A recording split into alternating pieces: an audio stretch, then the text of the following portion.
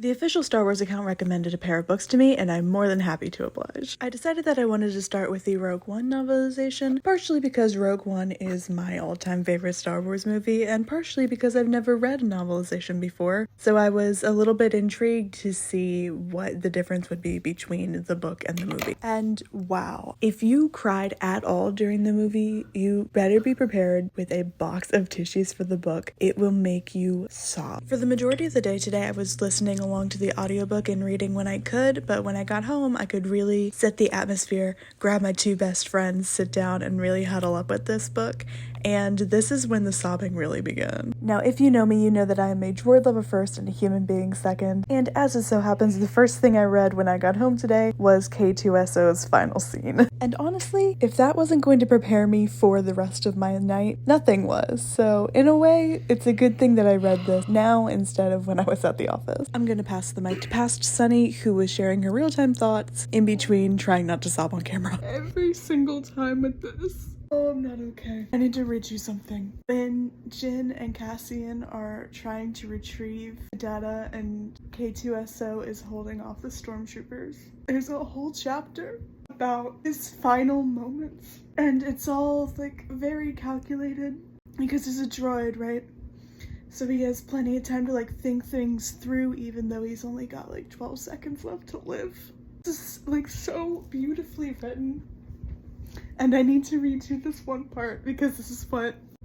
Okay, I'm fine. This is what really just sent me into a spiral. I'm gonna try to get through this without crying. With approximately 3 seconds until total shutdown, K2SO listened to Cassian's voice cry out his name one last time. Then, without regret, the droid turned his weapon onto the console. The comm cut out. With the controls now reduced to a melted plastoid metal compound, the stormtroopers would have considerable difficulty entering the vault.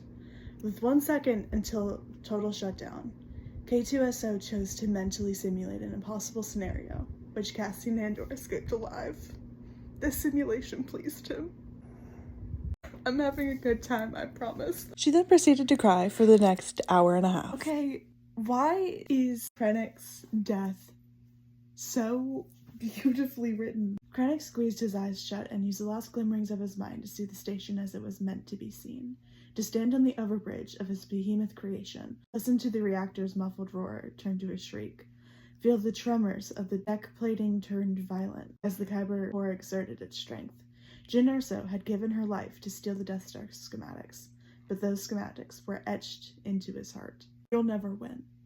He would die not on Scarif, but inside the Death Star. Orson Krennic, Advanced Weapons Research Director and father of the Death Star, died alone on Scarif, screaming in fury at Galen Erso and Jyn Erso and Wilhelm Tarkin and at all the galaxy. Chills. Actual chills.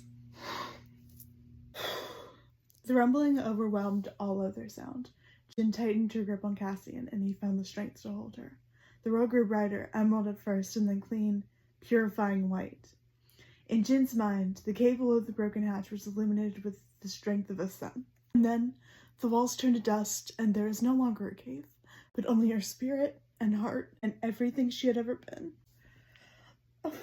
Daughter of Galen and Lyra and Saw, the angry fighter and the shattered prisoner and the champion and the friend.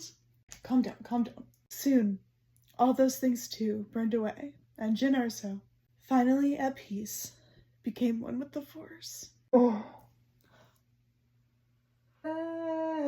I'm exhausted. If I can hold myself together, let's talk about this. I don't think that I would have ever picked up a novelization, but I am so happy that you recommended this to me. Rogue One and the surrounding works with it and now this book. Favorite things in Star Wars. It all just feels so... This book is absolutely beautifully written, and if you have never considered picking up a novelization, this could change your mind, I think. This is just so good. It's so good. Alexander Freed, you popped off with this. I would love to meet this man and shake his hand. The story that he built with this off of the plot and the dialogue that was already in the movie. It adds so much context and nuance. And I guess that is one of the like main draws for a novelization. You're getting to see people's inner dialogue and really getting to understand their motivations and what they're thinking about in the moment and why they're making the decisions that they're making or saying the things that they're saying. It just adds so much to the story. Like I said, this is my favorite Star Wars movie. I didn't know how much more this was going to add to it, but just wow. I'm like rattled by how emotional this made me, fully knowing the story and being so familiar with these characters and the arc that they go on. I wasn't expecting to like sob so many times while I was reading this. The prose around the dialogue and the in-depth looks at these characters is just so like magical to me. I'm speechless. I don't know what to say. This was so good. It was so good. Everyone, if you are into reading the Star Wars books, or if you don't know where to start, or you want to dip your toe in, this is a masterpiece. Look at all the makeup that has run off of my face within the past like 2 hours. Thank you, Star Wars Official, for recommending this book. You have truly shifted the course of my life once more. This is going to be my go-to for a very long time, I feel. I am getting on a flight this weekend and I am either going to take a High Republic book or Dark Disciple with me, so stay tuned.